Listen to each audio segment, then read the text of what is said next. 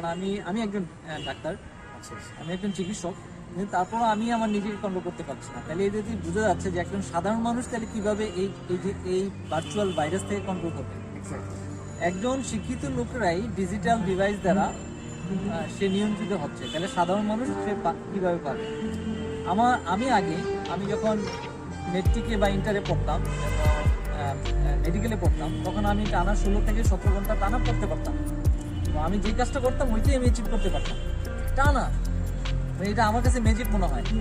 এবং এখন আমি শুনি ফোকাস নাকি মানে পৃথিবীতে সবচেয়ে রেয়ার একটা কমিউনিটি। আমরা এখন গোল্ড ফিশ হয়ে গেছি, আমরা এখন মানুষ মানে আমাদের মাথা হয়ে গেছে গোল্ড ফিশ, মানুষের মাথা নাই আর কি। তাহলে এটার আমার একটা কারণ, অনেকগুলো কারণের মধ্যে এক নম্বর হচ্ছে ডিজিটাল লাইফস্টাইল।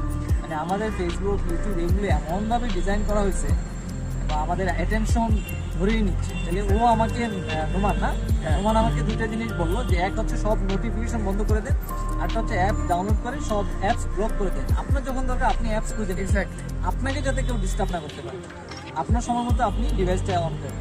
তো আমার মনে হয় ডিজিটাল ডিভাইসের কারণে এখন আমি 5 মিনিটের বেশি ফোকাসই করতে পারি না, এবং আমার মেন্টাল এখন একটা ডিজিজই হয়ে গেছে, ADHD ডায়াগনোস, এবং আমি নিজেও হয়তো বুঝতে পারি।